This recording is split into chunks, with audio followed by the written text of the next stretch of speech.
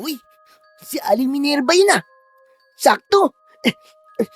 Aling Minerva, butit nakasalubong ko kayo. Nung isang araw ko pa kayo hinahanap eh. Ano ka mo, Tutoy? At bakit mo naman ako hinahanap? Ano ba problema? Anong kailangan mo? Aling Minerva, hiyan tayo eh. Talaga bang hindi nyo alam? Abay, hindi nga. Bakit? Ano ba kasi yun? Pinapahanap po kayo ni nanay at nagsasawa na raw po siya maningil sa inyo. Ang kunat niyo raw po kasing magbayad ng utang. Ay Diyos ko, naku Tutoy, huwag mo naman pagkalakasan at baka mamaya may makarinig sa atin dito. Ang dami-daming tao. Ganito, sabihin mo sa nanay mo, pasensya na. At ako nang sasadya sa kanya bukas ha. At talagang naatrasado lang talagang inaasahan kong pera. Pero bukas promise, sure na talaga, pupuntahan ko siya at magbabayad na ako. O siya po, sige ho. Sasabihin ko na lang po kay nanay. O sige. Akong bahala sa nanay mo. Maghintay lamang siya hanggang bukas. At mababayaran ko na siya. Promise. May mga tao pong likas talaga sa kanila ang pangungutang. May dahilan man o wala. May iilan din na dahil sa pangangailangan ay nagagawang manghiram ng pera sa iba. Sa kwentong ito ni Tia Tere na ibabahagi ko po sa inyo, iba ang naging dahilan niya kung bakit siya nagkaroon ng maraming utang na kalaunan ay nauwi sa isang karanasan na nagbigay sa kanya ng aral. Isang mapagpalang araw po sa inyo, Panyero, at maging sa mga listeners ng channel na ito. Ako po si Daniel. At ito ang aking kwento. Panyero Stories.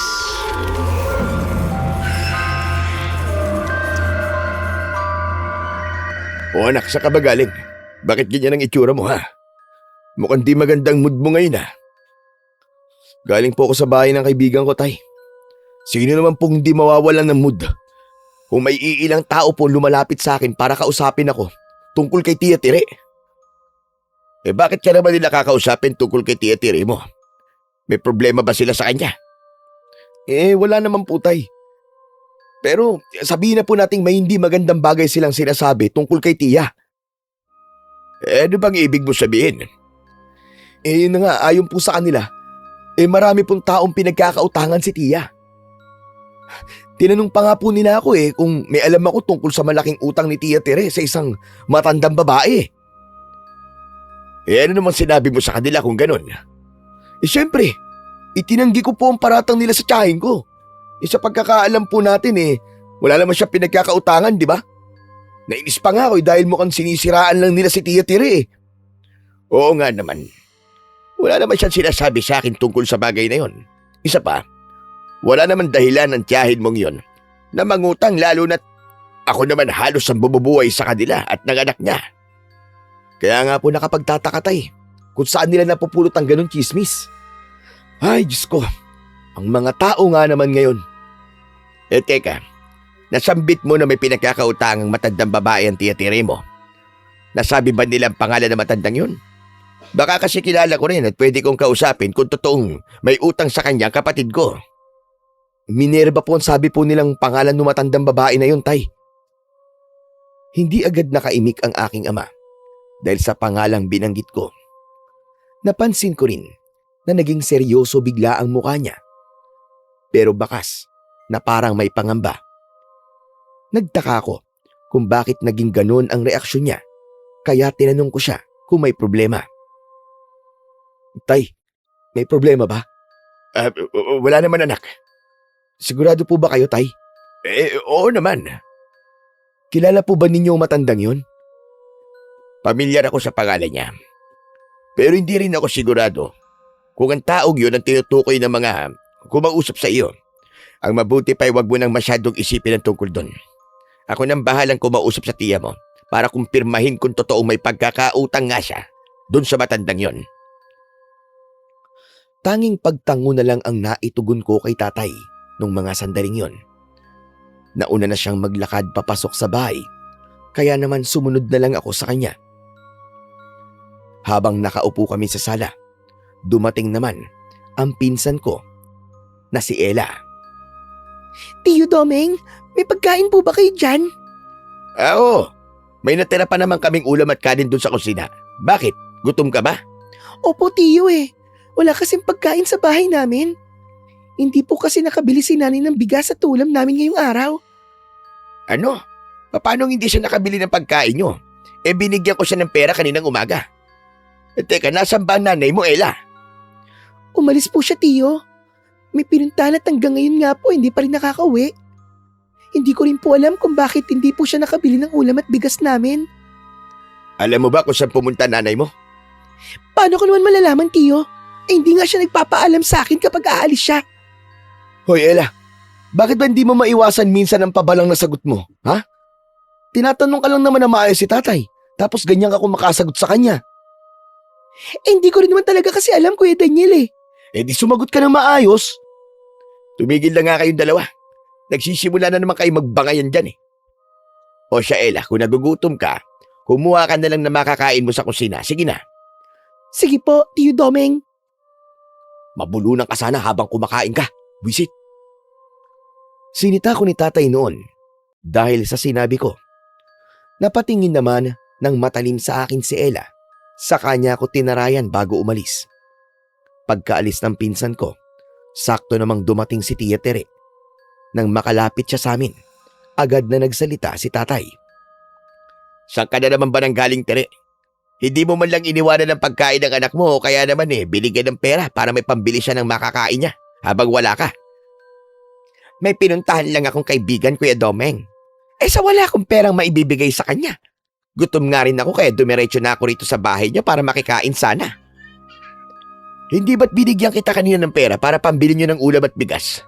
Anong ginawa mo sa perang yun, Aber? Nagastos ko nga, kaya wala nang natira. Teka, kukuha muna ako na makakain, kuya, at gutom na talaga ako. Hindi pa man nakakapagsalita si tatay, ay naglakad na paalis si Tia Tere at nagmamadaling tumungo sa kusina namin. Nagkatinginan na lang kaming dalawa ng ama ko dahil doon. Makalipas ang ilang minuto, sabay silang bumalik ni Ella. Dala ang kanilang pagkain. Marahil ay naalala ni tatay na tanungin si Tia Tere tungkol sa pagkakaroon niya ng utang sa mga tao. Kaya kinausap niya ang aking tiyahin tungkol doon. Tere, sandali nga. Gusto sana kitang kausapin May itatanong lang ako sa'yo na isang mahalagang bagay. Tungkol naman saan yun, Kuya Domeng? May nalaman kasi kami tungkol sa'yo. Mangyaring marami ka raw pinagkakautagang mga tao. Totoo ba yun? Nako, nagpapaliwala naman kayo kagad sa mga sabi-sabi. Hindi totoo yung kuya. Sino namang may sabi sa inyo ng tungkol sa bagay na yon, ha? Sige nga.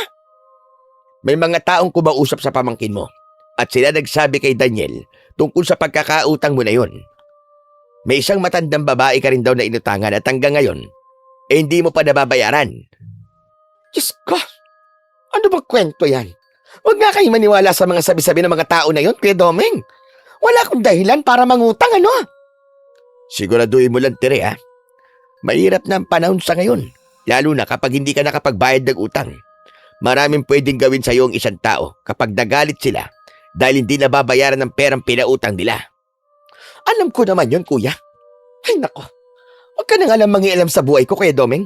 Kung makautang nga ako sa susunod, huwag kang mag-alala dahil hindi naman ako hihingi ng pera o kahit na anong tulong mula sa inyo. O kita mo na yan. O sige, hindi kita pakikialaman. Pero siguraduhin mong hindi ka gagawa ng bagay na ikapapahamak mo lalo na ng anak mo. Isa pa, alagaan mo naman si Ella nang sa gayon ay hindi naman nagugutom ang anak mo. Oo na. Napailing na lang si tatay sa naging tugon ni Tia Tere sa kanya. Akala ko naman ay matatahimik na ang aking ama noon at hahayaan na ang mag-ina na tapusin ang pagkain nila. Pero nagulat ako nang muli siyang magsalita. Siya nga pala. Tandaan mo ito. Totoo man o hindi na may pagkakautang ka kay Tandang Minerva, siguraduhin mo lang na hindi mo aargabyaduhin ang taong yun dahil magsisisi ka kapag ginawa mo yun. Bakit naman po, Tiyo Domeng? Oo nga naman, kuya. Kilala ko matandang yon. Kaya nakapagtataka na parang nagbibigay kayo ng babala tungkol sa kanya. At talagang binabalaan ko kayo, lalong-lalo ka na, Tire. Masamang kaaway si Tandang Minerva dahil marami akong naririnig na hindi magandang bagay tungkol sa kanya. Hay nako, kuya. Ang hilig mo na yatang maniwala sa mga chismis na yan. Bahala ka kung ayaw mo kong pakinggan. Basta, sakali mang may utang ka nga sa kanya, Tire, bayaran mo siya bago ka pa man niya turuan ng leksyon. Bakas sa mukha ni tatay ang pagiging seryoso nang sabihin niya yon. Hindi ko alam, pero parang kinilabutan naman ako noon sa hindi ko malamang dahilan. Napailing naman si Tia Tire at pinagsabihan pa si tatay na wag na siyang pakialaman pa. Nang matapos namang kumain ang dalawa, nagpaalam na sila at iniwan lang ang mga pinagkainan. Nainis man ako, pero wala na akong nagawa pa, kundi ang iligpit ang mga yon. Minsan sumusobra na rin po si Tia Tire, tay. Minsan sumusobra na rin po talaga yan si Tia Tire, tay.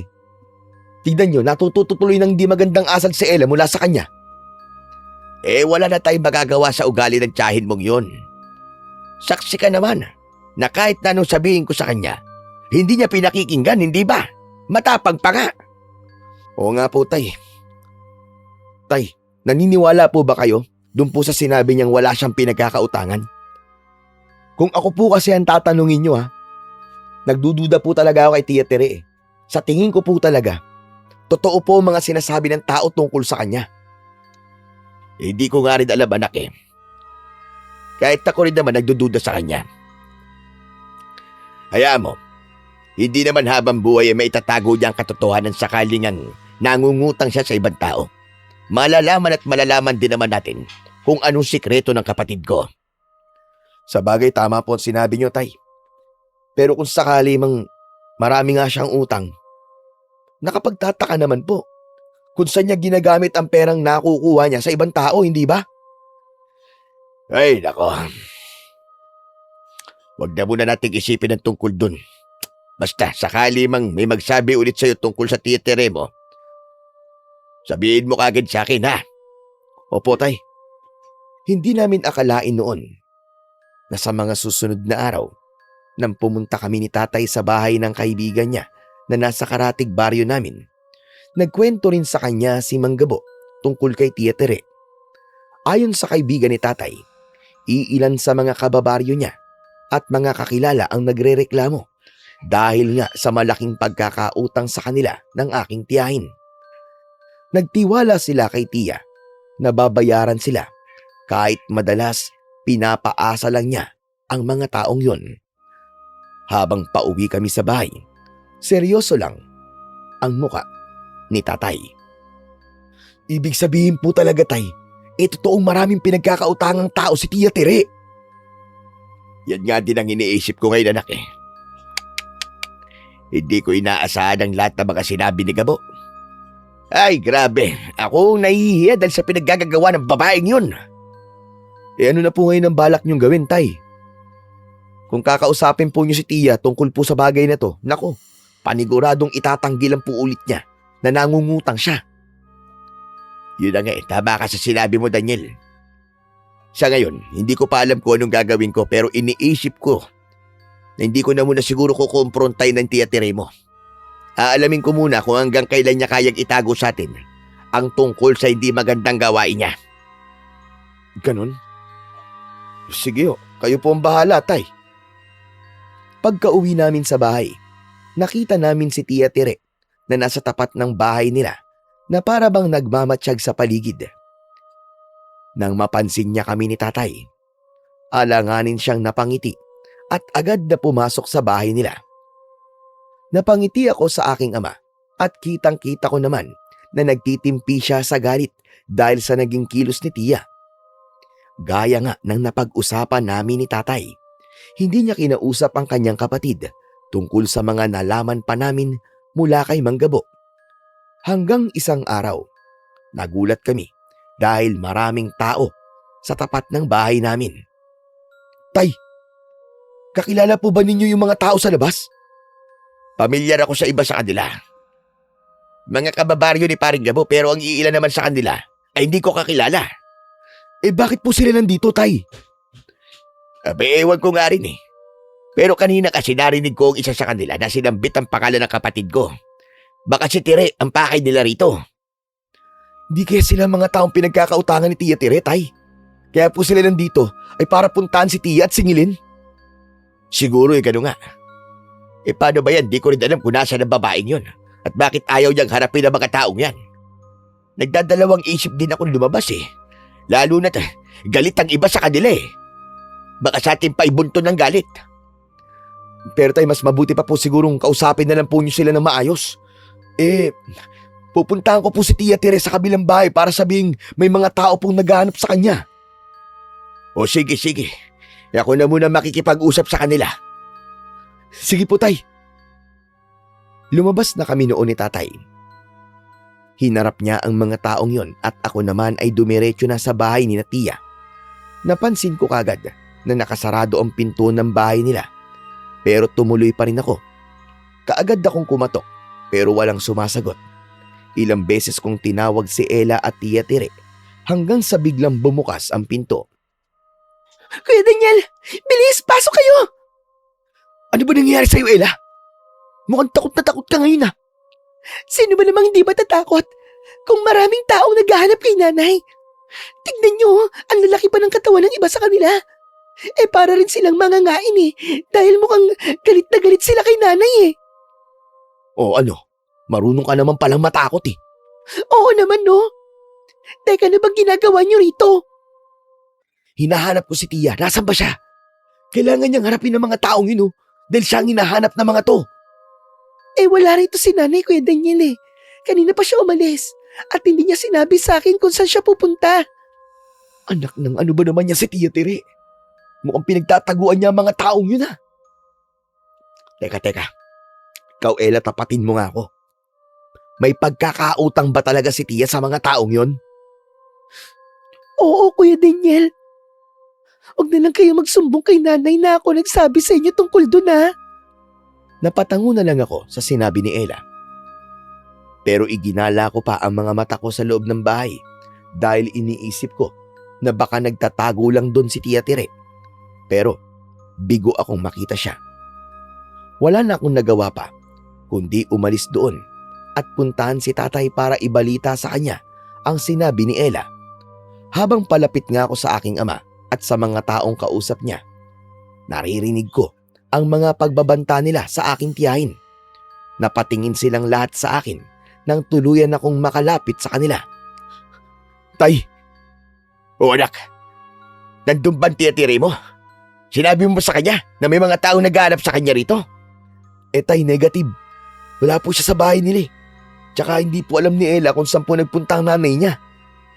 Anak na nga, ang babaeng yun talaga Halatang pinagtataguan niya ang mga taong ito.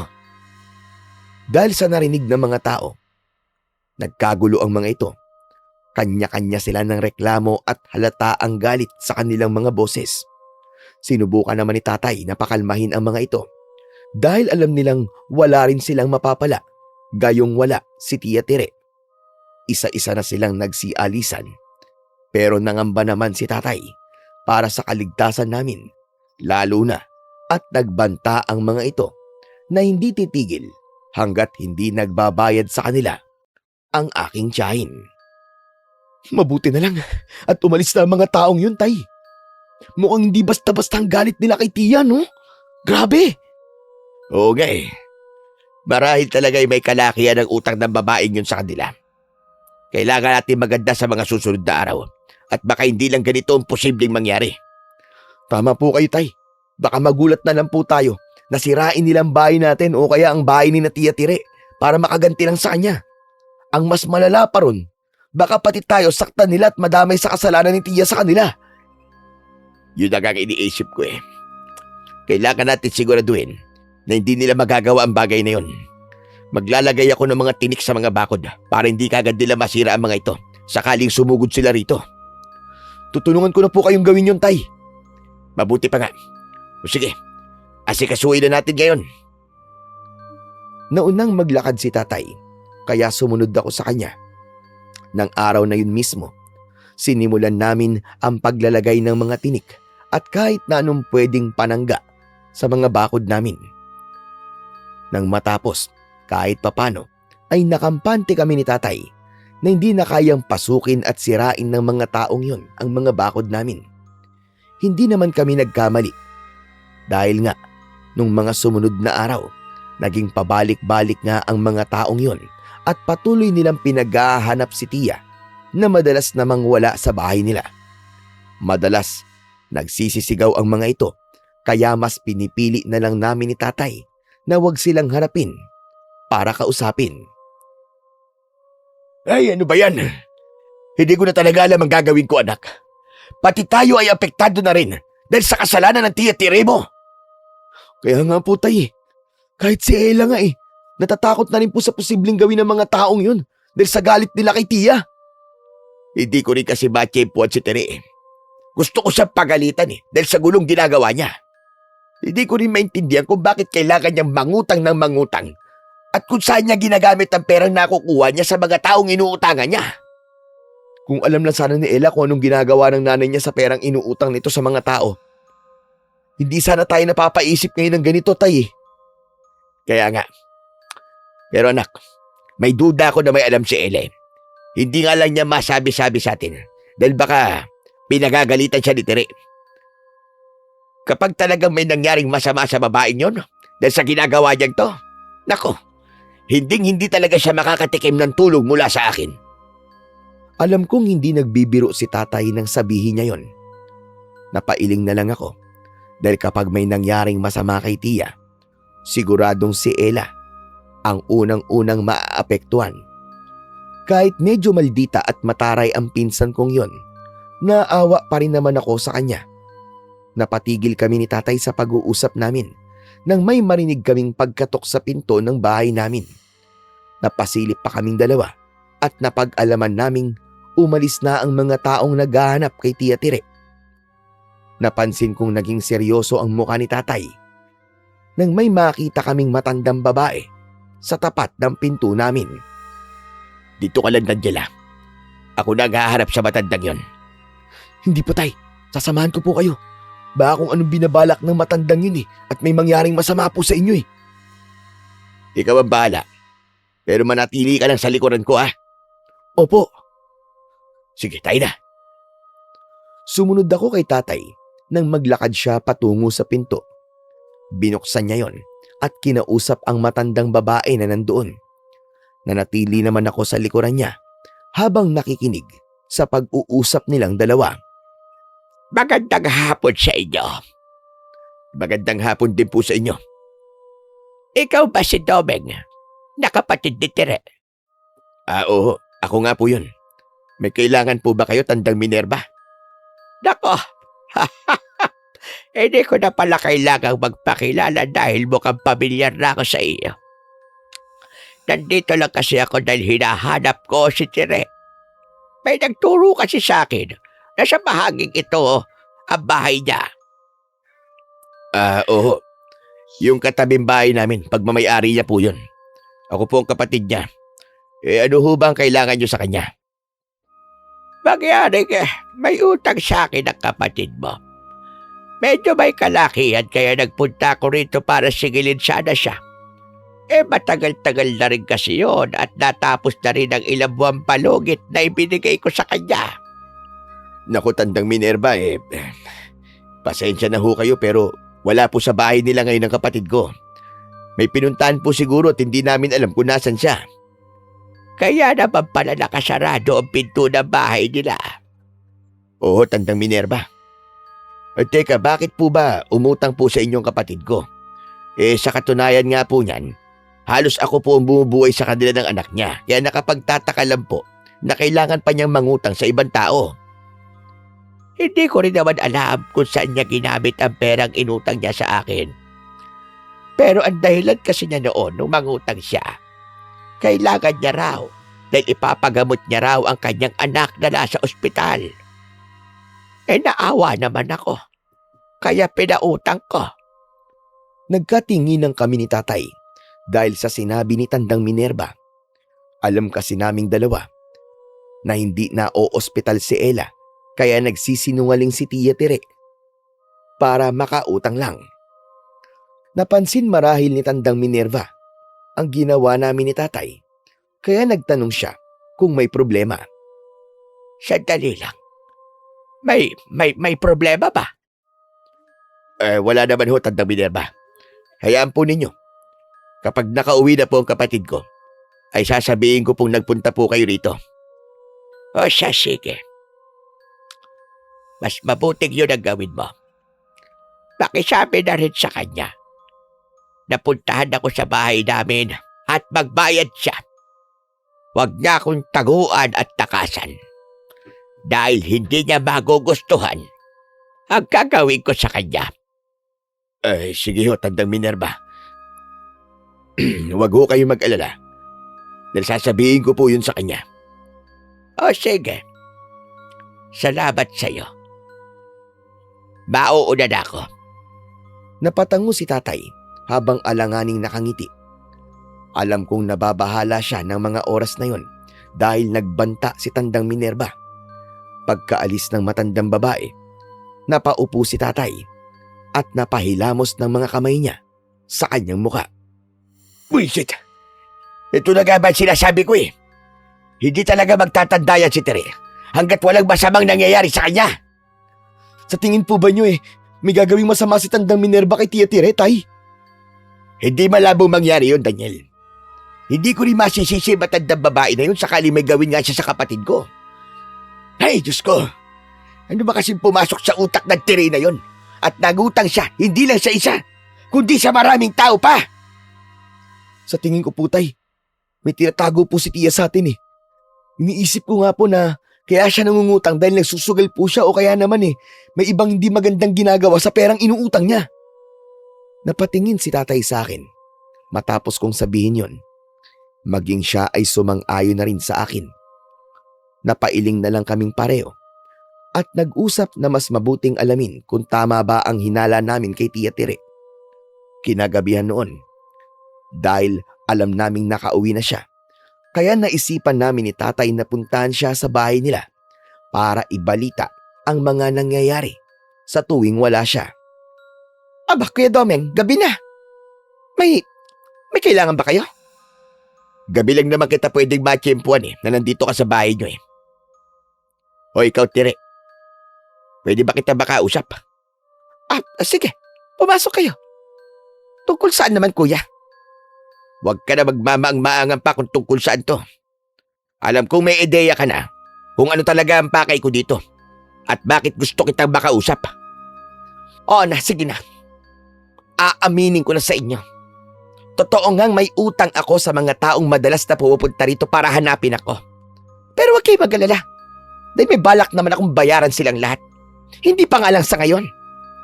Hindi ko rin talaga maintindihan kung bakit kailangan mong mangutang . Wala ka namang pinagkakagastosan dito sa bahay ninyo at maging sa anak mo. Dahil ako halos ang bumubuhay sa inyong dalawa. Madalas pa nga kitang bigyan ng pere. Kahit hindi ko alam kung saan mo ginagamit. Sandali nga, Kuya Domeng. Sinusumbatan mo ba ako dahil sa mga bagay na ginagawa mo sa amin ng anak ko? Ha? Huwag ka mag-alala. Dahil babayaran ko rin ang lahat ng ginastos mo sa amin kapag nagkaroon ako ng malaking pera para wala akong utang na loob sa'yo. Hindi naman siya ganun, Tere. Sabihin mo nga sa akin kung saan mo ginagamit ang mga perang inuutang mo sa mga taong yun. Wala ka na rin, Kuya Domeng. Isa pa, hindi naman kayo magbabayad ng mga utang ko . Ako naman . Hoy, Tere, umamin ka. Tumingin ka sa akin. Nagsusugal ka ba, ha? Hindi Tsaka hindi na rin naman mahalaga kung saan ko ginagamit ang pera. Basta, hindi ako hihingi ng tulong sa inyo para mabayaran ng mga taong yon. Tapos! Hindi pa tapos, Tere. Dahil nagsisimula pa lang. At kapag nagkatotoong iniisip ko, hindi rin kita tutulungan, tandaan mo yan. Ikaw ang gumagawa ng problema sa buhay niyo ni Ella. Kaya ikaw rin ang gagawa ng paraan para masolusyonan ito. Maawa ka naman sa anak mo. Dahil pati siya ay nadadamay dahil sa pagiging palautang mo. Oo na! Binalot kami noon ng sandaling katahimikan dahil sa naging tugon ni tiya kay tatay. Napansin ko naman na nagtitimpi ng galit ang aking ama. Akala ko ay aalis na kami noon at uuwi sa bahay namin pero mali ako. Muling nagsalita si tatay na ikinagulat ni Tia Tere. Tandaan mo ito Oras na may mangyari hindi maganda sa'yo, wala kang aasahang tulong mula sa akin, Tere. O sige, kaya ko na rin naman ang sarili ko. Kahit walang tulong mula sa iyo, kuya. Mabuti naman kung ganun. At siya nga pala bago ko makalimutan. Pumunta kanina rito si Tandang Minerva. Hinahanap ka rin. At sinisigil ka sa pagkakautang mo sa kanya. Ang tagal-tagal na raw nun. Ay, huwag niyo nga pansinin na matandang babae na yun. Ako nang bahala sa kanya. May pinapasabi siya. Puntahan mo raw siya sa bahay niya at kausapin mo siya. Bukod pa ron, inihabilin niya ring bayaran mo raw siya sa lalong madaling panahon.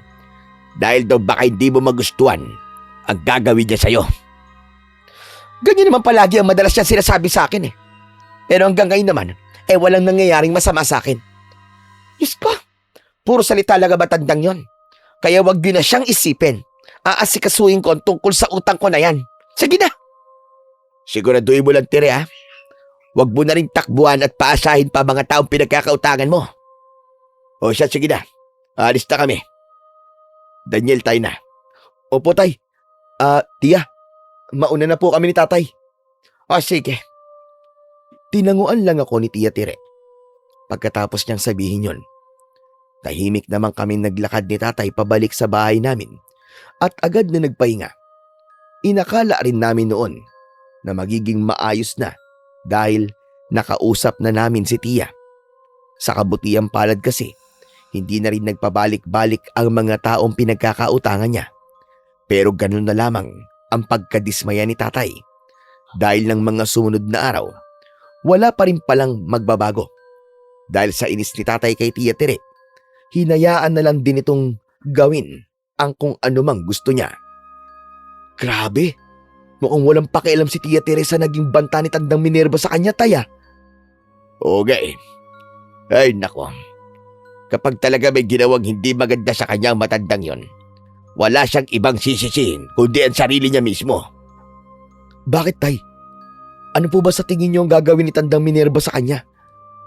Noon pa man po kasi napapansin kong parang nababahala po kayo sa tuwing na pag-uusapan po si Tandang Minerva. Mapera ang matandang babae na yon. Kung gusto niyang gantian sa kahit na anong paraan ng Tia Tere mo, ay kaya-kaya niyang gawin.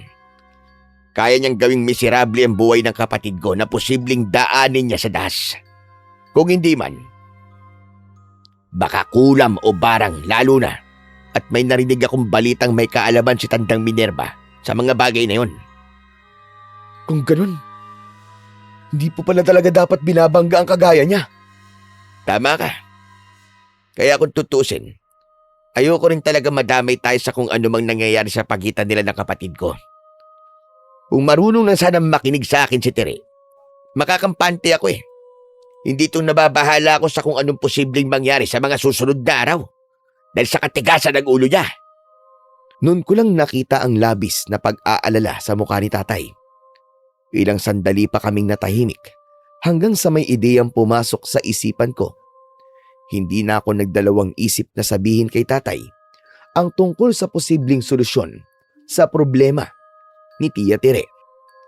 Tay, ano po kaya kung tulungan na lang po natin si Tia Tere na mabayaran po ang mga pagkakautang niya? May naipon naman po akong pera mula sa mga binibigay niya po sa akin noon pa. Pwede po nating gamitin yun. Nang sa gayon po kahit paano, mabawas-bawasan po ang iniisip niyo. Alam kong gusto mo lang na makatulong, anak. Pero hindi naman ako sasang-ayon sa nais mo mangyari. Bakit naman po? Naisip ko lang naman na kapag nabayaran na po ni Tia ang ibang mga pagkakautang niya, wala na po tayong aalalahanin sa mga susunod na araw. Tama ka naman sa bagay na yun, Daniel. Pero kapag ginawa natin yun, para na rin natin kinonsinti ang mga maling gawain niya. Hindi siya matututo sa mga pagkakamali niya kapag palagi natin siyang tutulungan. Sa bagay, may punto naman po yung sinabi niyo, tay. Baka mamihasa Ganun na nga. Naisip ko rin naman ang bagay na yon. Pero, Sinanay ko na si Tire na umasa sa akin simula nung mamatay ang mga magulang namin. Gusto kong baguhin ang bagay na yon. Sa pagkakataong ito, gusto kong makita siyang tumayo sa sarili niyang mga paa nang hindi umaasa sa akin. Naiintindihan ko ho kayo, Tay. Tandaan mo, anak. Hindi pagiging masamang tao ang pagdanais na matuto ang Tia Tire mo sa mga bagay na dapat niyang matutunan. Kung gumawa siya ng sarili niyang problema, gumawa rin siya ng paraan para masolusyonan ang mga ito. Opo. Habang nasa kalagitnaan kami ng pag-uusap namin ni Tatay, natanaw namin si Tia Tire na parating. Kakaiba ang aura niya ng mga oras na yon dahil mukhang masaya siya. Nang tuluyan siyang makalapit sa amin, tinanong kagad siya ni Tatay kung ano ang kailangan niya. Wala akong kailangan sa iyo ngayon, Kuya Doming. Nandito lang naman ako para sabihin sa iyo na wala na kayong dapat na ipangamba sa mga taong pinagkakautangan ko. Lalong-lalo na kay Tandang Minerva. Aba, nabayaran mo na ba mga taong yun, ha, Tire? Parang ganun na nga, Kuya. Nakausap ko na rin sila at naayos ko na ang problema ko sa kanila. Aba, mabuti naman kung ganun. Oh, paano? Iwasan mo na lang ang pangungutang sa ibang tao.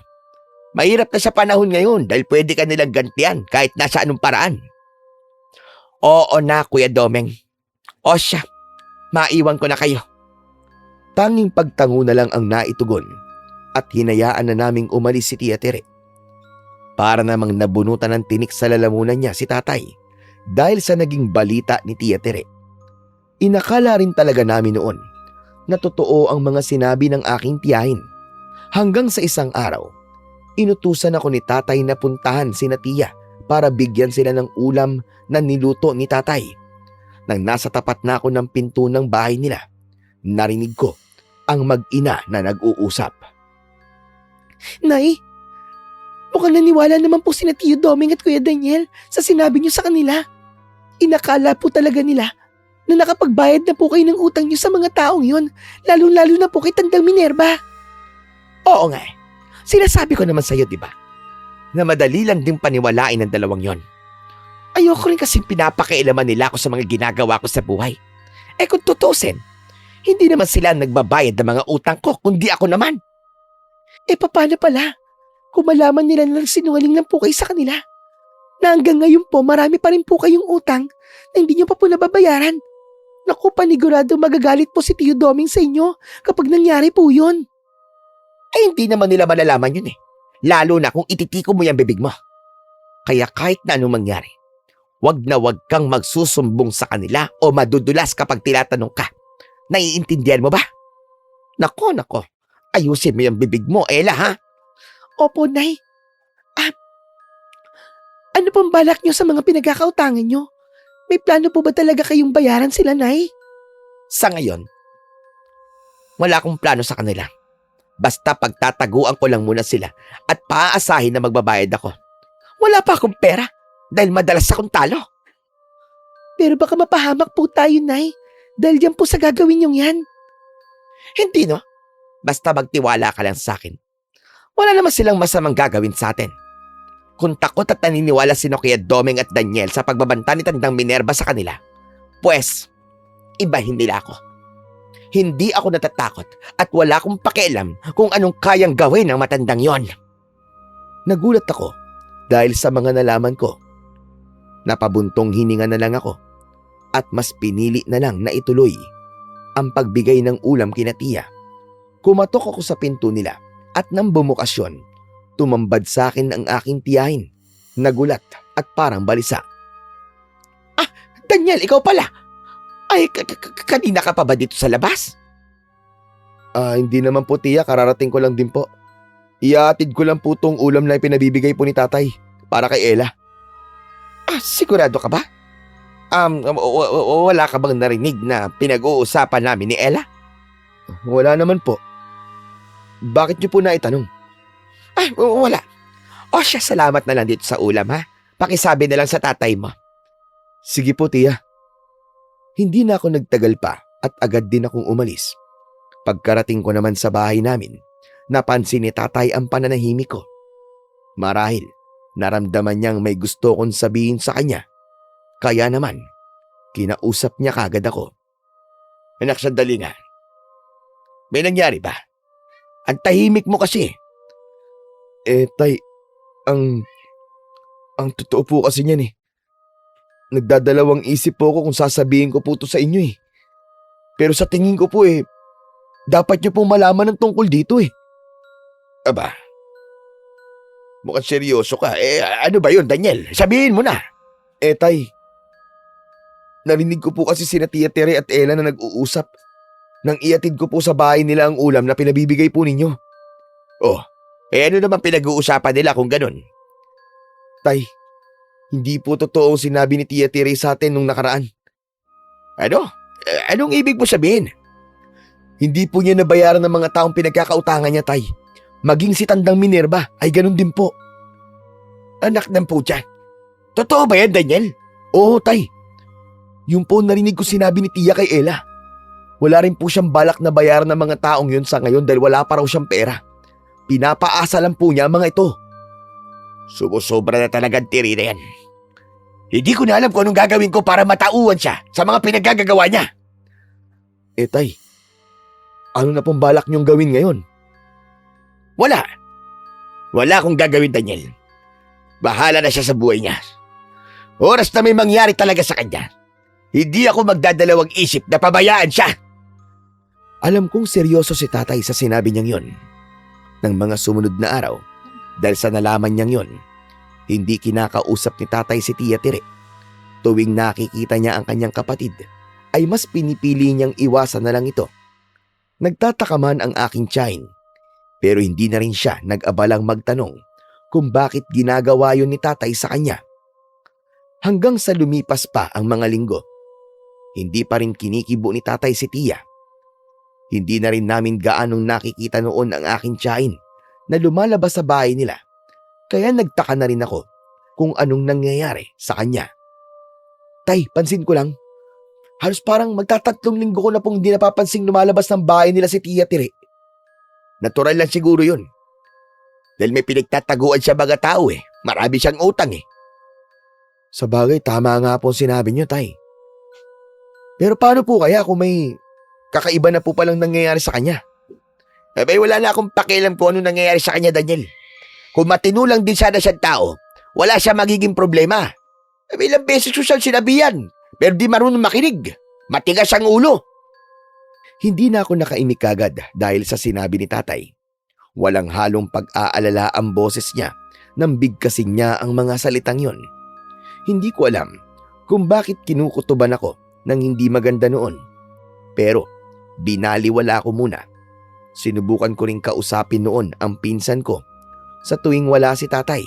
Pero hindi ko matsyempuan si Ella dahil maging siya ay hindi rin halos lumalabas ng bahay nila. Hanggang sa isang beses, nang makita ko siyang nasa labas ng bahay nila, mabilis akong tumakbo para lapitan siya. Ella! Oh, Ella, sandali! Gusto lang kita makausap. Pasensya na Kuya Daniel, pero sabi po kasi ni nanay, wag ko po muna kayong kausapin eh. Bakit naman? Basta kuya, umalis na lang po kayo rito. Hindi ako aalis hanggat di kita nakakausap. Ano ba nangyayari sa inyo? Lalong-lalo na kay Tia. Ilang linggo na kayong di ganun lumalabas ng bahay niyo Aba, magpaaraw naman kayo paminsan-minsan.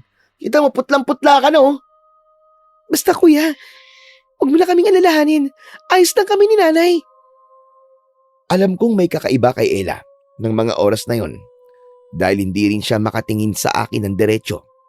Bukod pa ron, hindi siya ganong mataray kagaya ng nakasanayan ko sa kanya. Dahil gusto kong malaman kung anong nangyayari sa kanilang mag-ina noon, nagmatigas ako kahit ilang beses akong paalisin ng pinsan ko. Kalaunan, wala na siyang nagawa pa nang magpumilit akong pumasok sa bahay nila. Nagulat naman ako sa mga nakita ko roon. Teka, ano to? Bakit nagkalat ang sari-saring gamot dito sa bahay niyo, Ella? Hindi ko lang naililigpit ang mga yan, kuya. Huwag niyo nilang pong pansinin.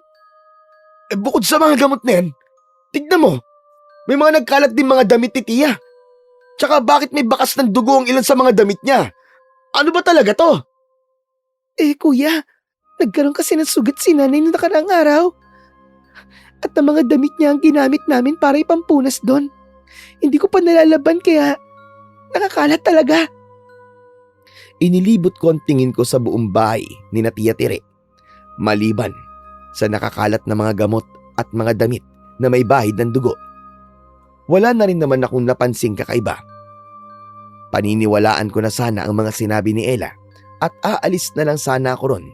Pero hindi ko nagawa. Narinig ko kasi ang mahinang boses ni Tia Tere na tinatawag ang anak niya.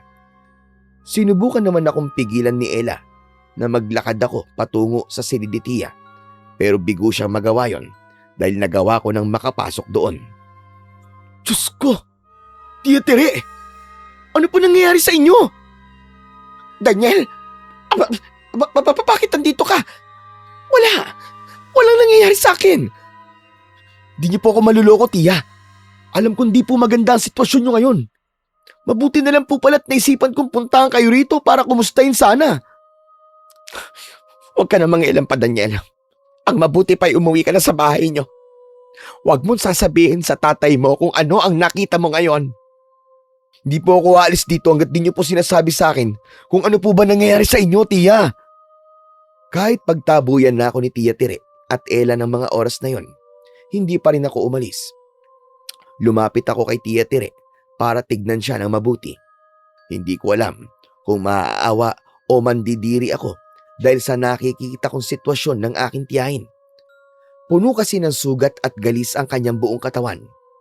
May ibang parte rin ng kanyang katawan na dumudugo at nilalangaw. Nangangayayat na rin siya ng gusto dahil siguro hindi siya makakain ng mabuti. Gawa ng pamamaga ng kanyang muka. Kaya po pala ilang linggo na kayo hindi lumalabas dito sa bahay niyo, Tia. Nasa malalang sitwasyon na po pala kayo. Hindi ko naman inaasahan na magiging ganito ang sitwasyon ko, Daniel. Hindi ko rin alam kung bakit nangyayari ito sa akin.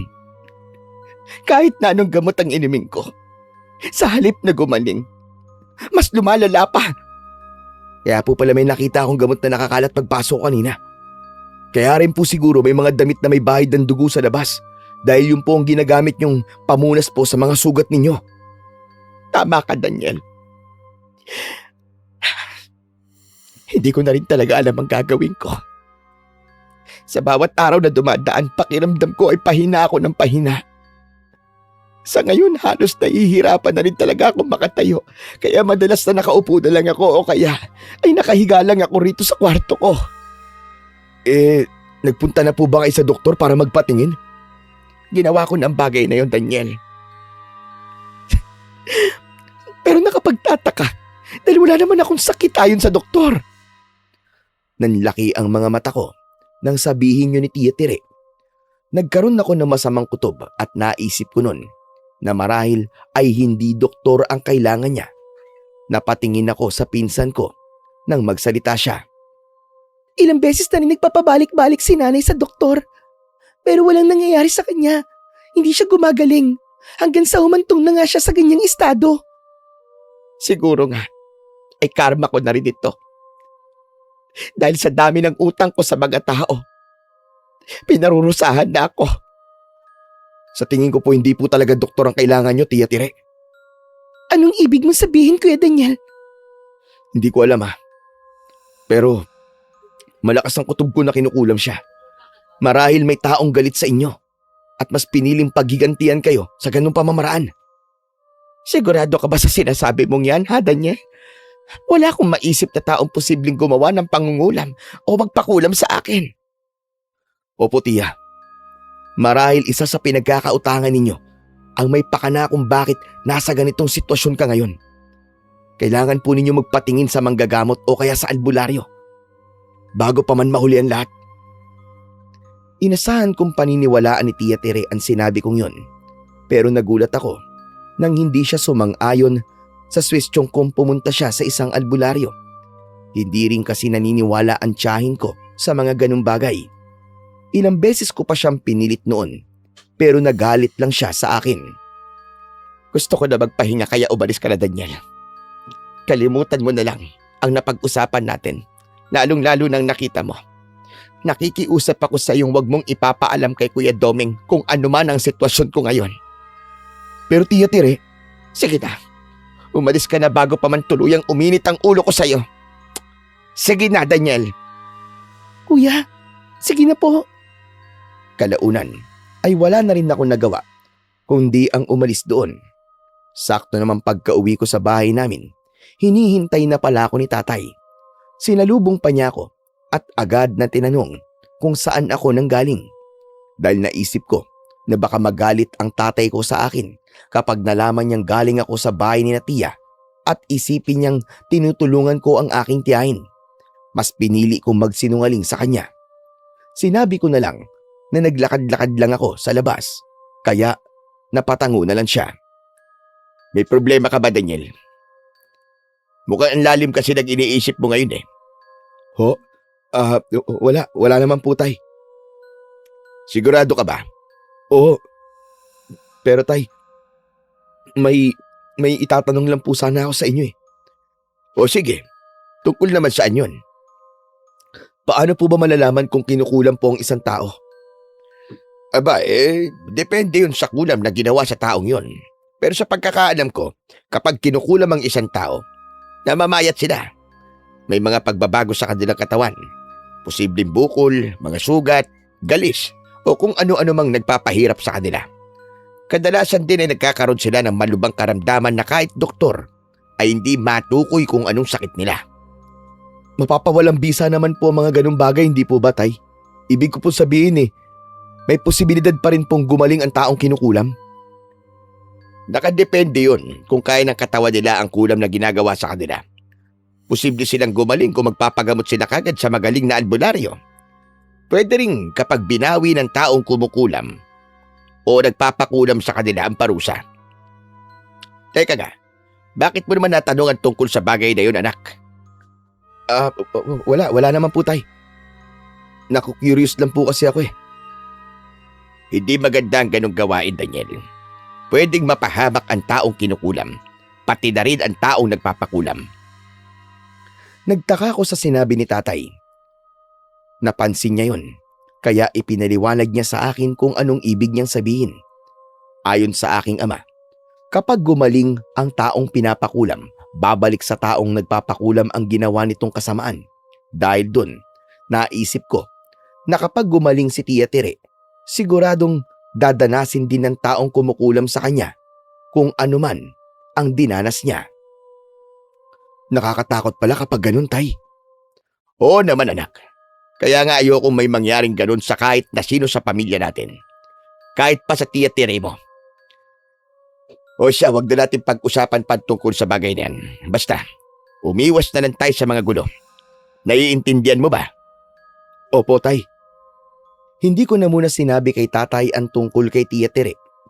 Pero habang lumilipas ang mga araw, hindi na rin ako napapakali, lalo na kapag nasasambit ng aking ama ang pangalan ng aking tiyahin.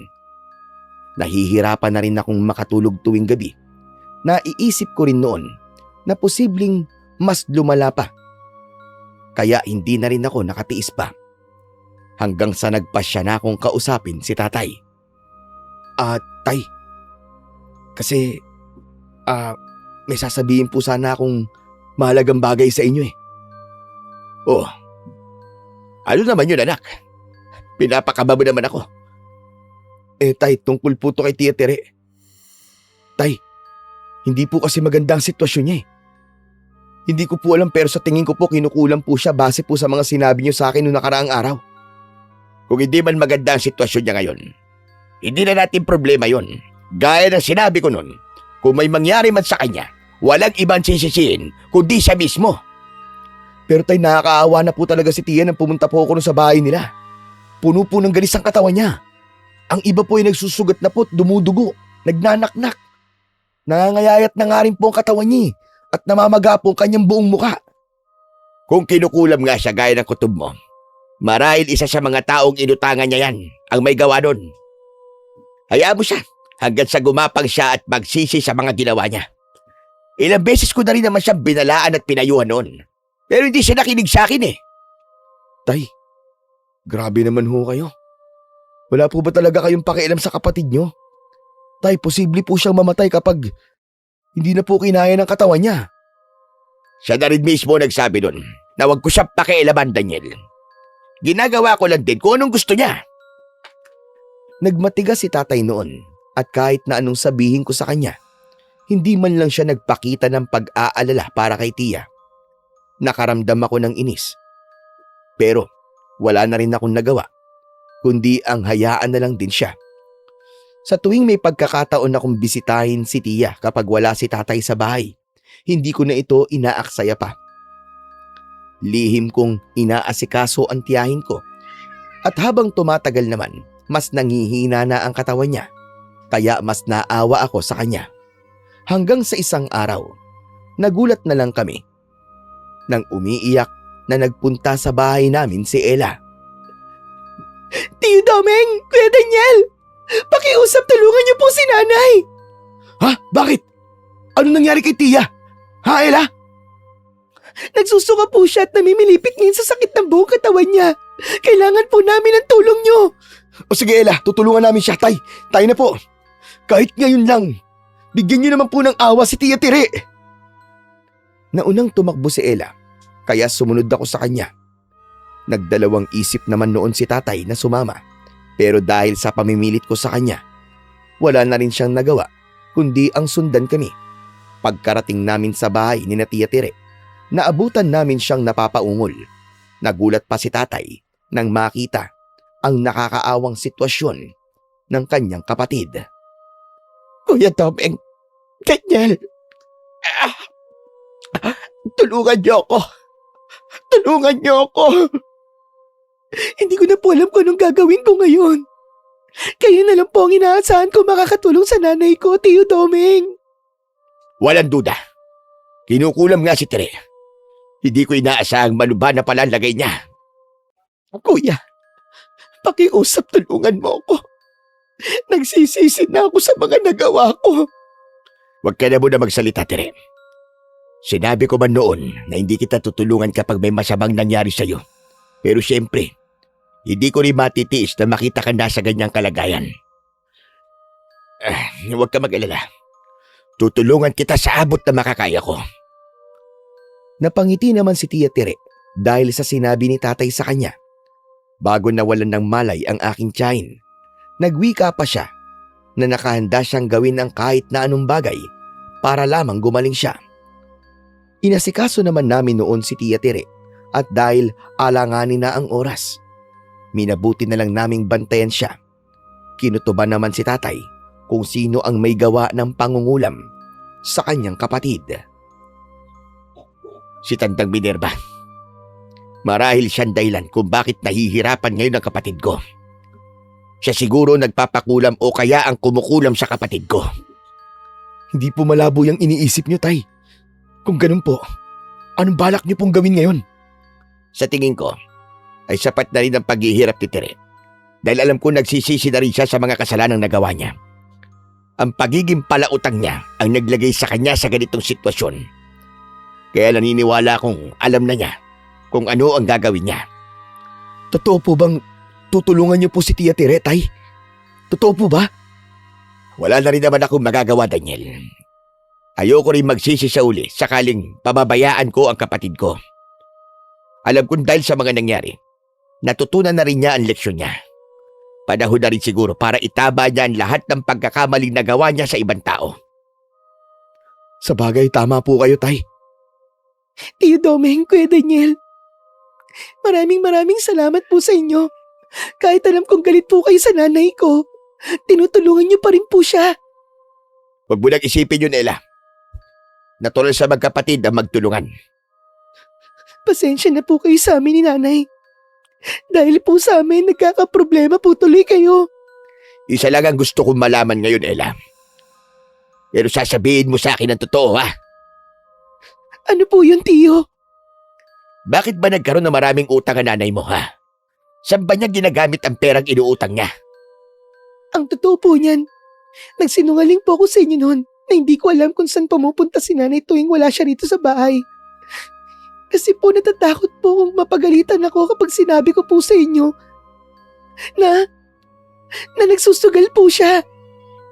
Ibig mong sabihin sa sugal na punta mga perang inutang ng nanay mo. Opo, tiyo. Kahit yung perang binibigay niyo po sa kanya, doon din po napupunta. Kasalanan ko naman po dahil kinukonsinti ko po si nanay hanggang sa nalulong na nga po siya at natuto ng mangutang. Hindi ko rin naman po inasahang hahantong sa ganito ang lahat, tiyo. Sorry po. Hindi kami makapaniwala ni tatay dahil sa nalaman namin tungkol kay Tia. Alam kong galit ng mga oras na yon ang aking ama, pero pilit niyang pinakalma ang kanyang sarili. Ayon pa sa kanya, hindi na maibabalik pa ang mga nangyari, kaya tanggapin na lamang namin ito. Kung gusto ni Tere na bumalik siya sa dati, hindi sapat na nagsisisilan siya. Dapat niyang itama ang mga pagkakamali niya. Kausapin niya ang mga taong inutangan niya at bayaran niya ang mga to. Alam ko po yun, tiyo. May naipon naman po akong pera kahit papano mula sa mga ibinigay po ni nanay sa akin noon tuwing nananalo po siya sa sugal. Hindi man po sapat para sa mga utang niya. Alam kong makakatulong po to kahit papano. Siguro naman ay may naipon din ang nanay mo, Ella. Siguro nga po, tiyo. Nagising noon si Tia Tere, kaya lumapit kami sa kanya. Kinausap siya ni tatay at nagsuwestyon ang aking ama na kailangang humingi ng tawad ni Tia Tere sa mga taong inutangan niya, lalong-lalo na kay Tandang Minerva na siyang hinala namin na nagpakulam sa kanya. Dagdag pa ni tatay, kailangan niyang bayaran na matanda kung may natitira pa siyang pera. Hindi ko gagawin ang bagay na yon. Hindi ako magbabayad at hihingi ng tawad. Nay, makinig naman po kayo kay Tiyo Doming. Hindi po para sa amin ang gagawin niyong yun, kundi para po sa sarili niyo. Tama na po ang pagiging makasarili niyo, Nay. Sa pagkakataong to, gawin niyo naman po kung ano ang tama. Kung gusto mong bumalik sa dati ang buhay niyo ni Ella, makinig ka, Tere. Isipin mo na lang ang anak mo. Huwag kang katigasan ang ulo mong pairali mo. Nakikiusap po ko sa inyo, Nay. Sobrang nagsisisi po talaga ako na kinonsinti ko kayo sa lahat ng yun. Ngayon gusto ko na lang pong matapos ang lahat ng ito, lalo na po ang paghihirap nyo. Kung ang pagbayad at paghingi po ng tawad ang magiging dahilan para gumaling kayo, pakiusap po, gawin po ninyo. Pero sayang ang pera ko. Kapag isinugal ko yon, paniguradong dadami pa. Mas marami akong mababayaran kapag nangyari yon. Nay naman, tumigil na nga po kayo. Sugal pa rin ba ang iisipin nyo? Mas isipin nyo po ang sarili nyo, Nay. Isipin nyo rin naman po ako. Nilapitan ko noon ang pinsan ko at niyakap ko siya. Napahagulgul siya dahil sa ginawa ko. Maging si Tia Tere noon ay napaiyak na rin. Marahil ay napagtanto niyang tama si Ella sa mga sinabi nito. Nagpasya si Tia na gawin na lang ang bagay na mas ikabubuti ng lahat. Sige. Hihingi ako ng tawad at magbabayad kay Tandang Minerva. Kapag naging maayos na lagay ko, babayaran ko na rin ang iba pang taong pinagkakautangan ko. Yan, ganyan nga, Tere. Mas piliin mong gawin kung ano ang tama. Salamat, Nay. Salamat po. Tama ka sa mga sinabi mo, anak. Patawad ko naging makasarili ako at naging masamang ina para sa iyo. Pangako, anak. Babawi ako sakaling malampasan ko ang lahat ng ito. Sige po, Nay. Alam ko po na gagaling po kayo. May awa po ang Diyos. Niyakap ni Ella si Tia Tere sa kabila ng sitwasyon ng kanyang ina. Napangiti naman kami ni tatay ng mga sandaling yon. Kinaumagahan, para kumpirmahin ng kutob namin, dinala namin siya sa bahay ni Tandang Minerva. Nang nandun na kami, hinarap naman kami ng matandang babae. Direkta namang nagtanong sa kanya si tatay kung siya ang nagpapakulam o kumukulam kay Tia Tere. Hindi ko inaasahan ang pagpunta niyo rito sa bahay ko. Hindi na rin ako magsisinungaling pa. Ako nga ang kumukulap kay Tere. Hindi nga ako nagkamali sa bagay na yun, Tandang Minerva. Ilang beses ko na binalaan si Tere tungkol doon. Ilang beses ko rin siyang sinigil at binigyan ng pagkakataon, pero ipinagsawalang bahala niya lahat ng yon. Hindi niyo ako masisisi kung bakit naisipan kong kulabin siya para makapaghiganti sa kanya dahil sa utang at sa pagpapaasang ginawa niya sa akin. Naiintindihan ko naman po kayo, Tandang Minerva. Alam kong kasalanan ng kapatid ko ang lahat. Kaya nga po nandito siya, para simulang itama ang lahat. Anong ibig mo sabihin? Pakinggan na lang po ninyo ang kapatid ko. Tandang Minerva, una po sa lahat, ako po'y buong pusong humihingi ng tawad sa lahat ng mga nagawa ko sa inyo. Nagsisisi na po ako ngayon. Mabuti naman at natutunan mo tanggapin ang pagkakamali mo, Tere. Kung hindi pa kita kinulam, hindi mo pa mapagtatanto yon at marahil tuloy ka pa rin sa pangungutang at pagpapaasa mo sa akin at sa ibang tao na inutangan mo. Patawad po, Tandang Minerva. Hindi ko na po uulitin ang ganong gawain. Nangangako po ako sa inyo. Bilang pagpapakita po na nagsisisi ako at handang magbago. Heto po. Tanggapin niyo po ang perang ito. Bayad po sa lahat ng utang ko sa inyo. Dahil may naitabing pera rin noon si Tia Tere, ibinayad niya yon kay Tandang Minerva. Hindi naman nagdalawang isip ang matandang babae na tanggapin ang sobrang inabot sa kanya ng aking tiyahin. Muli siyang humingi ng tawad sa matandang babae. Sa kabutihang palad, pinatawad naman ni Tandang Minerva si Tia Tere. Dahil nakikita ko rin naman na taus-puso ang paghingi mo ng tawad, Tere. Sige, papawiin ko ang ginawa kong kulam sa iyo. Diyos ko, maraming salamat po, Tandang Minerva. Huwag po kayo mag-alala. Dahil magbabago po ko, pinapangako ko po sa inyo yun. Aasahan ko yan.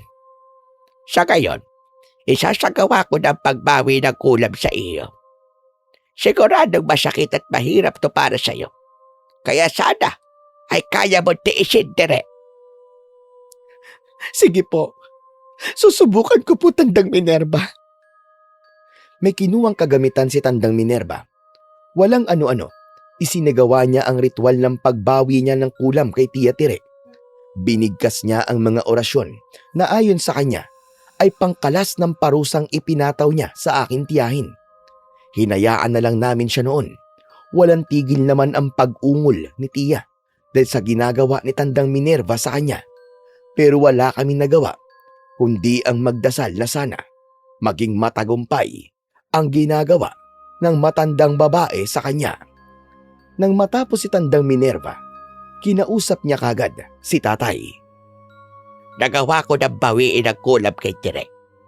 Pero para makasigurado kayo, dalhin niyo siya sa isang magaling na albularyong kakilala ko. Heto, kunin ninyo ang papel na ito. Nakasulat ang tirahan at pangalan ng taong makakatulong sa inyo para sa kasiguraduhang gagaling ang kapatid mo. Maraming salamat to, Tandang Minerva. Sige na, asikasuhin niyo na si Tere. Muling nagpasalamat sina tatay at tiya kay Tandang Minerva bago kami nagpaalam sa kanya. Inalalayan namin noon ang aking tiyahin at hindi na kami nag-aksaya ng oras. Tumungo na kami noon sa bahay ng taong tinutukoy ni Tandang Minerva na makakatulong kay Tia Tere. Hindi naman kami nabigo dahil nakarating kami sa bahay ng taong yon. Magandang araw ho sa inyo. Kayo ho ba si Tandang Esteban? Oo, ako nga yun. May kailangan ba kayo sa akin? Ako nga ho pala si Doming. Sa katunayan po, kaya po kami nandito dahil sinabi po ni Tandang Minerva na puntahan po namin kayo dahil kayo po makakatulong sa kapatid ko. Ay, mukhang ang kapatid mo ang taong tinutukoy ni Minerva na kinulam niya. Tama po kayo sa bagay na yon, Tandang Esteban. O siya, sumama kayo sa akin. Sinundan namin si Tandang Esteban. Pinagsabihan niya kaming ihiga na muna si Tia Tere nang sa gayon ay makapagpahinga ang aking tiyahin. Naupo na rin kami noon at nagsimulang magsalita si Tandang Esteban, kaya nakinig kami sa kanya. Hindi na ako magpapaligoy-ligoy pa. Gaya nga na sabi nyo, pinapunta kayo ni Minerva rito dahil alam niyang ako lang ang makakatulong sa kapatid mo, Domeng. Oo, Tandang Esteban, ganun na nga ho. Matagal nang pabalik-balik sa akin si Minerva at ikinikwento niya sa akin ng tungkol sa pagkakautang sa kanya ni Tere. At yun na nga, gusto rin niyang bigyan ng leksyon ang kapatid mo. Kaya niya ginamit ang alam niya sa pangungulam para parusahan si Tere. Bago ho kami pumunta rito sa inyo, isinagawa po ni Tandang Minerva ang pagbawi ng kulam sa kapatid ko. Magaling na albularyo daw po kayo. Kaya yun ang dahilan kung bakit pinapunta niya kami rito sa inyo para tuluyan pong pagalingin si Tere. Oo, Domeng. Matutulungan ko kayo sa bagay na yun. Napag-usapan namin noon ni Minerva na sakaling magkaayos sila ni Tere at bawiin niya ang kulam, ako ang aasahan niyang gagamot sa kapatid mo. Sumang-ayon naman ako sa kanya, lalo na't ayoko rin may napapahamak na tao dahil lamang sa matandang yun. Kung hindi lang malaki ang utang na loob ko sa kanya, kinontra ko na ang ginawa niya. Pero kahit papano po, mabait pa rin naman po si Tandang Minerva dahil pinatawad po niya si Tere sa kabila ng mga ginawa nito sa kanya. Tandang Esteban, ipinagkakatiwala ko po sa inyong kapatid ko. Kayo na lang po ang pag-asa niya para gumaling ho siya. Huwag kayo mag-alala. Dahil gagawin ko ang lahat para tuluyang gumaling si Tere. Hindi man magiging madali ang lahat, pero sinisigurado ko sa inyo na magiging maayos ulit ang kalagayan niya. Maraming salamat ho, Tandang Esteban. Napatango na lang si Tandang Esteban ng mga oras na yon. Nagpaalam muna siya sa amin na aasikasuhin niya si Tere, kaya hinayaan na lang namin siya. May nakahandang kagamitan na rin noon ang matandang lalaki, kaya pinanood na lang namin siya habang may kung anong ginagawa kay Tia Tere. Naririnig naman namin na napapaungol si Tia sa tuwing dumadampi ang kamay ni Tandang Esteban sa kanya habang may sinasambit na isang dasal. Sana pagkatapos ng ginagawa ni Tandang Esteban, kahit papano maging maganda ng pakiramdam ni Tia Tere. Maibsan sana ang sakit na dinaranas niya. Magtiwala lang tayo kay Tandang Esteban, anak. Ang mahalaga lang sa ngayon, alam nating may pag-asa ng gumaling si Tere. Bukod doon, naayos na rin ang problema sa pagitan nila ni Tandang Minerva. Alam ko pong makakaya ni nanay ang lahat ng totso, Domeng, Kuya Daniel. Sinang-ayunan namin ni tatay ang sinabi ni Ella. Nagpatuloy naman si Tandang Esteban sa kung anumang ginagawa niya kay Tia Tere. Sumuka naman noon ng itim na likido si Tia, kaya labis kaming nag-alala sa kanya. Lalapit sana kami, pero hindi namin ginawa dahil sumenya si Tandang Esteban ng isang hudyat sa amin na wag namin silang lalapitan. Ang mabuti pa siguro hintayin na lang natin na matapos si Tandang Esteban sa panggagamot na ginagawa niya kay Tere. Sige po, tay. Pero sa tingin ko po nawalan po ng malay si Tia. Matapos po siya magsuka. Marahil dahil sa labis na paghihira ng katawan niya kaya nagyari yun. Huwag na lang tayo mag-isip ng mga negatibong bagay. Maghintay na lang tayo. Opo, tay. Sa kabutihang palad naman noon, natapos din si Tandang Esteban sa ginagawa niyang panggagamot kay Tia. Agad naman siyang lumapit sa amin at ipinaliwanag ang sitwasyon ng aking tiyahin ng mga oras na yon. Ayon pa sa matandang lalaki, wag na kaming masyadong mag-alala dahil magiging maganda na kahit papano ang pakiramdam ng aking tiyahin. May mga susunod na gamutan pa akong gagawin kay Tere para tuluyan siyang gumaling at bumalik sa dati. Pero sa ngayon, pwede niyo na muna siyang iuwi para makapagpahinga siya ng maayos. Sabihin na lang po ninyo sa amin ang mga bagay na kakailanganin po namin gawin, Tandang Esteban. Oo naman. Bumalik kayo rito sa bahay ko, Domeng, pagkalipas ng 3 araw. At maging sa mga susunod na linggo dahil itutuloy-tuloy ko ang panggagamot sa kanya. Sige ho. Naiintindihan po namin, Tandang Esteban. Bukod doon, ipapadala ko tong bote sa inyo na may lamang langis na ipanggagamot o ipapahid nyo sa buong katawan ni Tire, lalo na kapag sumasakit o kumakate ang mga sugat at galis niya. Unti-unting mawawala ang mga yon sa paglipas ng mga araw. Sige, gagawin po namin yung sinabi nyo, Tandang Esteban. Maraming salamat po talaga sa inyo. Walang anuman. Sakto namang nagising noon si Tia Tire. Kaya minabuti na naming magpaalam kay Tandang Esteban. Dumiretso na kami ng uwi sa bahay nang sa gayon ay makapagpahinga na ang aking tiyahin. Tinulungan namin ni Tatay si Ella sa pag-aalaga kay Tia Tire. Sinunod din namin ang sinabi ni Tandang Esteban na pahiran ng langis na ibinigay niya ang buong katawan ng aking tiyahin.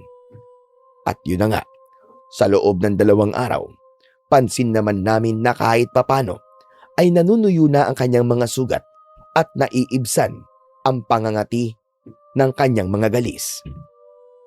Mukhang unti-unti na po nagiging maayos ang lahat kay Tia Tire, Tay. Kahit papano, nakikita na rin po natin ang epekto ng gamot ni Tandang Esteban para sa mga sugat at galis po niya. Oo nga eh.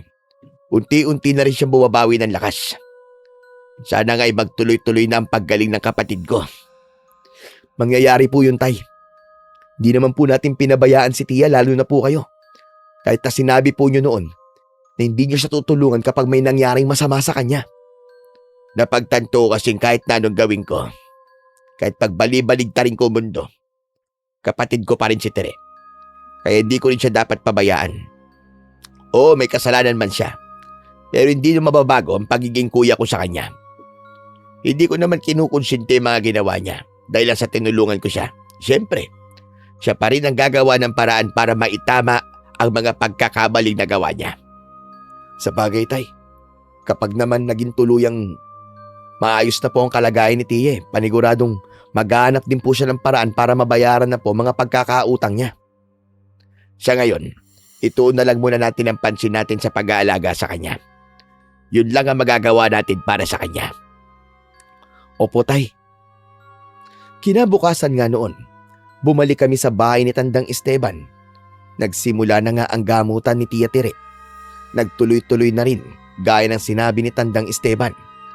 Naging mahirap man nung una, pero hindi rin kami sumuko, lalo na si Tia. Hanggang kalaunan, nakakabangon na rin siya at nakakapaglakad kahit na hindi na namin siya alalayan pa. Kuya Domeng, Daniel, humihingi ako ng tawad sa lahat ng mga problemang idinulot ko sa buhay ninyo. Nagpapasalamat naman ako sa inyo dahil sa kabila ng yon, sa kabila ng mga kasalanan ko, tinulungan niyo pa rin ako at hindi ako pinabayaan. Huwag mo nang isipin ang tungkol dun, Tere. Ang mahalaga ngayon, nasa maayos ka ng kalagayan. Ang gusto ko lang naman huwag mo nang uulitin ang mga ginawa mo. Huwag na matigas ang ulo mo. At ayoko rin na magsisinungaling ka sa akin. Hindi na mauulit ang lahat ng yon, Kuya Domeng. Natuto na ako ng leksyon at ayoko na rin maulit ang paghihirap na naranasan ko. Pangako, Kuya, babaguhin ko na ang sarili ko. Mabuti naman. Dahil isipin mong hindi lang ikaw ang nahihirapan. Dahil maging si Ella ay ganun din. Napatango na lang si Tia pagkatapos sabihin ni Tatay yon sa kanya. Napangiti naman ang aking ama dahil doon. Hanggang sa paglipas pa nga ng mga araw, tuluyan ng gumaling si Tia Tire. Laking pasasalamat niya rin kay Tandang Minerva dahil sa pagbawi ng kulam sa kanya at maging kay Tandang Esteban na gumamot sa kanya hanggang sa bumalik na siya sa dati. Dahil sa mga nangyari, tinupad ni Tia Tire ang pangako niyang babayaran ang mga taong pinagkautangan niya.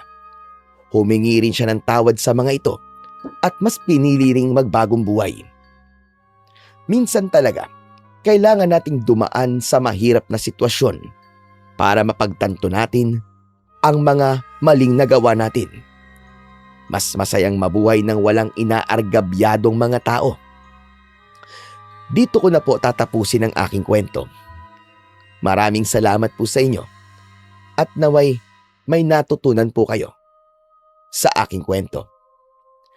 Maraming salamat po sa walang sawa niyo pong pagsuporta at pakikinig sa aking munting channel na Panyero Stories. Sana po ay mag-subscribe na rin po kayo at pindutin ng like at notification bell para palagi po kayong updated sa aking mga bagong kwento. At mag-comment na rin po kayo ng gusto niyo pong sabihin sa aking kwento. Muli, maraming salamat po at pagpalain po tayong lahat ng dakilang Diyos na siyang pinakamakapangyarihan sa lahat. Hanggang sa muli, mga panyero.